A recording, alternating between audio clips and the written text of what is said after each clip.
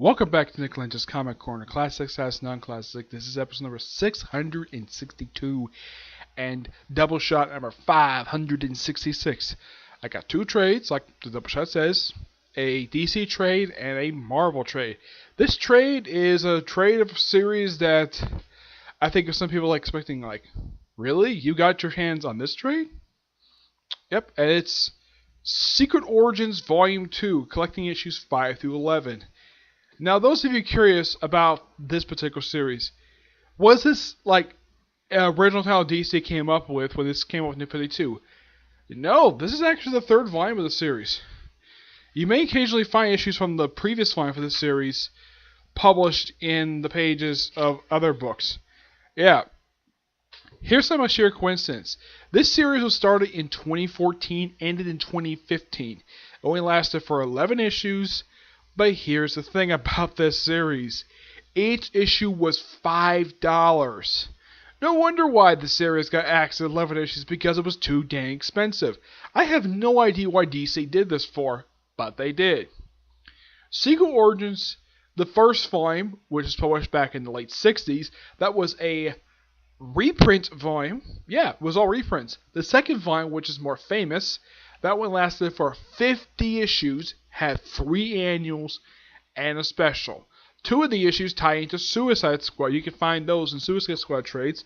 I mean, stuff with Green Lantern, Poison Ivy, Man-Bat. During the first year of that particular series, Roy Thomas wrote those first 10 issues, and they had backup stories, mostly were just reimaginings of, or just basically retellings of the classic origin stories. Much more expanded upon than they were when the comics were originally published back in the 30s and 40s. Excuse me. This volume kind of basically does the same thing.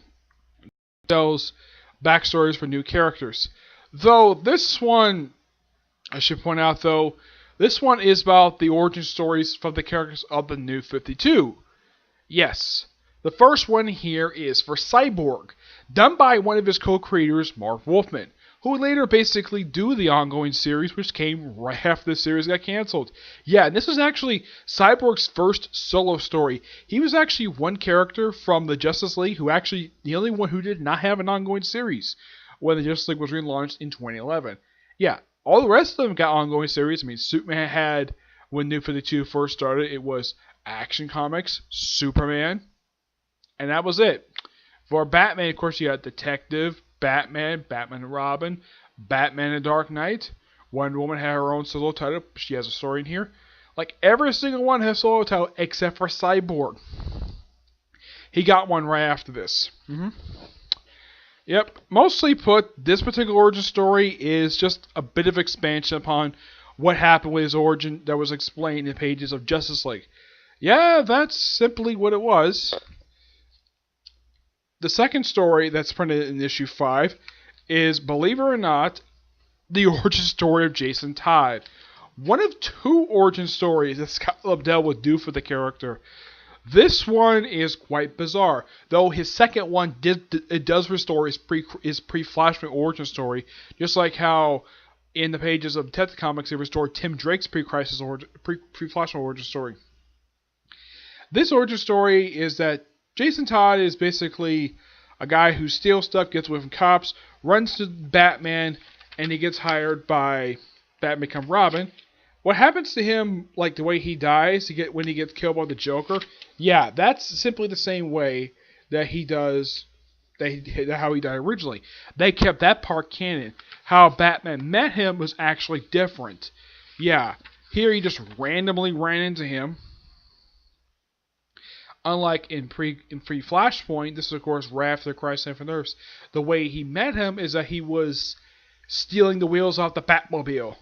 I'm not kidding. That is how they met. Here is just Jason Todd just randomly runs into him, and then later like, okay, take you home and train to become Robin. Yeah, it's a quick little origin story, and it's okay. But I do think his and they even bring in his how he was resurrected via Ra's al Ghul. Now they even threw in, and this is something people are fans of the Red Hood, Batman and the Red Hood film. They actually threw in the resurrection there They threw in the resurrection of how he came back basically via Lazarus Pit, though unlike in pre-Flashpoint when he came back, he got a white streak in his hair. This time he didn't. I don't know why. I mean, look at him. He looks perfectly fine. But when he came back in pre-Flashpoint, he got a white streak in his hair. Yep, and he trained with, I think this is supposed to be, I don't remember who this is. I know it's not, I don't remember who this character is, the one with the white hair. I know she was part of the Secret Six thing. I think it was Jacqueline, but I don't think it's her. Yeah, Simply, which is the origin of Red Hood. Then we have origin story for Mira, which from what I can tell is the origin story really hasn't changed very much. And it's written by Jeff Parker, who was the writer of Aquaman at that point. He was the second writer for the previous line for Aquaman. Yeah, the previous line for Aquaman went through 3 writers. First it was Jeff Johns, then Jeff Parker, then it was Cullen Bunn, and then finally Dan Abnett, who's still the current writer to this very day. Yeah, he's been the writer since 2015. He's been there for the past few years. I mean, hey, they stay in the book longer than Ben Percy and Green Arrow. Yeah, mostly put, it's a really good origin story, and I love the artwork here done by Daniel Hudar. This is fantastic artwork. I think this is the same artist who does the Aquaman series, who did it at that point. Yeah, I believe so. It's a great little backstory for her. It just basically plants in Zaba and just and shows like how she first met Aquaman, who, by the way, is wearing his, kind of looks like his Jim Lee costume, but kind of looks like also his pre-Flashpoint costume. But, yeah. That's what they did with him here. Next origin story is done by Brian Azzarello and Cliff Chiang. Yeah. Oh, yeah, and it says, originally appeared in Closet of Mystery #7. I'm like, really? No, that is a book that does not exist. I mean, is basically Brian Azzarello implying that Wonder Woman is bisexual? Of course, they later did confirm this in the film, that she kind of is bisexual. Yep, and I gotta hand it to Cliff Chiang. Cliff Chiang is a fantastic artist. Yeah, and this particular story was reprinted in the second to last trade that collected Brian Azzarello's run. Actually, I think it was collected in the last story he did. Yeah. So I've kind of already gone through this one, so there's that. The next story is all about Dead Man. Yep, Dead Man. Yeah, it's just his backstory. Yeah, it's done by J.M. DeMatteis and Kevin Stokes. Yeah. Kevin Stokes is the artist. This artwork is also really good. Mostly put, yeah, the only slight change they made to his backstory is that his parents were not very nice people. Yep, and then he gets killed pretty much the same way he does in real life. And of course, they talk about his run with the Justice League Dark and stuff like that. The Sinestro story is, well, obviously done by Cullen Bunn, who was the writer of the Sinestro comic book. It's simply, yeah, just as him basically before he became a Green Lantern. Not much change here. I would say it's a good retelling of his original origin story. Well, a good retelling. It's great. Next, of course, is The Flash. Yeah, his origin story is told next in here. And this is done by Robert Venditti. Yes. With, I don't think this is Brett Booth's artwork. Let's see. No, it's, yeah, it's done by Robert Venditti and Van Jensen, who were the writers of Flash at that point. Of course, now it's Josh Williamson. This artwork is done by Miguel Saputhia. I think that's how you pronounce the person's name. Yeah. Really good artwork. I love this artwork. Yeah, that's one thing I praise about Secret Origins. None of the artwork in these stories are bad. The next story is about Huntress, done by Paul Levitz, who was the writer of the... What was New 52 book did he do? He did World's Finest, which featured Huntress and Power Girl. Power Girl's origin stories in here as well. But the artwork in here is done by John Boy Myers. Yep. Yeah, it's just her backstory from... just to kind of explain what she was doing, like when she was a child, prior to becoming Robin. And then, of course, when she came to Earth 1, she became... And, of course, having her meet Power Girl, well, on her Earth, she's called Supergirl. Of course, she became Power Girl. The next one is, from what I can tell, I think this is about Superman. No, this is about Superboy. Yeah, it's just a retelling of pretty much what's been going on him since he was first introduced in the relaunch of New 52, even when he bowed his clone, his own clone. That's simply it, and you're probably thinking, is this done by Scott Lobdell? No, this is not done by Scott. This is done by Frank A. Barry with Robinson Ruka on the artwork, and it good. Yeah, it's really good. Yep. Next one, which I have covered this one before. This is the Dick Grayson one, covered in the I believe this one was reprinted in the second volume of the Grayson trades. Yep. Next one is Animal. Yep. Done by Jeff Lemire and Darby Brew with artwork by Trevor Foreman, who was the artist of Animal. This is basically done by the creative team Animal, which is, even though it's somewhat gory artwork, but people love this artwork. Yep. Yeah, it's, well, just a recap. It's what this is. It's just a recap of his series and his time with Justice League United. That's simply what it is. Next is a story for Katana, and this is Katana's post-Flashpoint costume, which I really like this outfit. It's a really good design for her. Though I still question why in the world her skin is gray, even though when she appears in Suicide Squad, her skin is basically back to normal Asian color. I've heard it's makeup. I asked somebody about this, like, what exactly is this that's on her, and that's actually makeup she's wearing. Yeah, this is done by Ann Nocenti.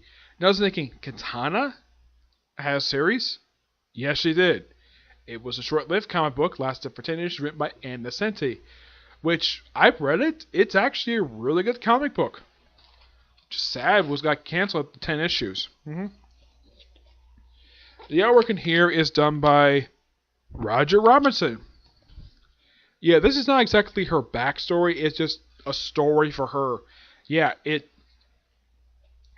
not a recap of her series. It's just her escorting some prison someplace, who apparently is like a shape changer or stuff like that.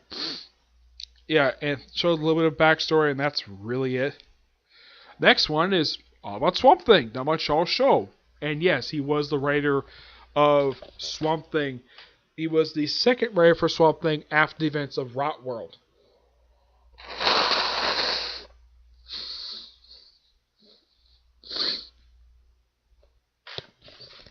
Yeah, and I love the fact they even threw in the Swamp Thing created by Lee Wein, Bernie Wrightstein. Yeah, sad when I look at this, like, yes, it's sad to look at this because both these creators passed away last year. Bernie Wrightstein passed away in March of last year, on the day my sister got married. Lee Wein passed away in October.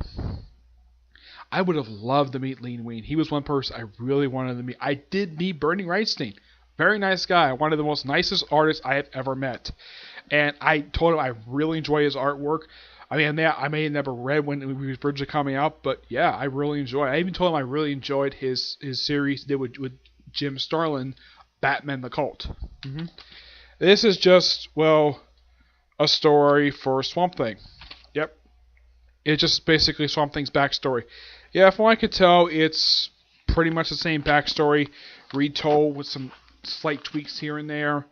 But it's a good origin story nonetheless. Though they have Swamp Thing briefly look like this. Yeah, which is really bizarre. Yep. Next one is all about Power Girl, which, and this is bizarre, apparently they gave her the same type of, and this I thought was really weird. They pretty much have her debut the same way that Supergirl did back in the Silver Age. Yeah, Superman finding her at a spacecraft. Yep. I'm like, okay, this is very bizarre. I know for a fact in post-Flashpoint, post-Crisis when they introduced Kara Zor-El, they had Batman find her. Here, it's Superman. And looking at his costume, that's actually Earth 2 Superman. Oh yeah, and he's dead. He got killed off first issue of Earth 2. Yeah. From what I can tell, it's just a reimagining of the Silver Age Supergirl story with some slight tweaks here and there. with her wearing different costume. Yep. But it's a great little story, and it even shows a brief. Yeah, apparently this whole story was actually told by the second Power Girl, who actually recently appeared on pages of Deathstroke. The next story is all about Jon Stewart. I am not a fan of this artwork at all. Yeah, this is all Jon Stewart story, which this is how the artist draws Jon Stewart. I'm like, what? That's Jon Stewart? Yeah, this artwork is bizarre. I just don't like it. It doesn't look that good. I'm trying to look it up who actually was the creative team of this issue. Okay, it was Van Jensen who's the writer for this story, which he was the writer of the Grand Course series at this point, which by the way got canceled the following year, and it got canceled in 2015. And Pat Broderick. Okay. I have met Pat Broderick, and this is just okay. I like some of his other stuff. Like, even though I was saying I didn't really like this artwork very much, I have nothing against Pat Broderick at all. I have met him. He's a very nice guy. I got him signed this issue of Captain Atom. But this is probably not his best work at all. The artwork is just okay. It's just I'm not a really big fan of the style he gave this particular book. Yeah, just the way he draws Jon Stewart and everybody else is just really bizarre. Next one is basically Batgirl, which I think this was reprinted in the Batgirl trade. Yeah. And who does this story? Well,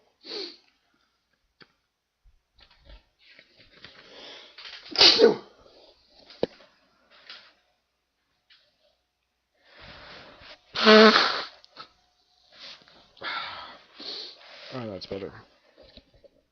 Yeah, this is done by the creative team of Batgirl. Like a lot of these other stories, it's done by the creative team of whoever is in the book at that point. Now, somebody probably would want to Gail Simone do this, but it's done by Cameron Stewart and Brandon Fletcher with Irina Collett. Okay.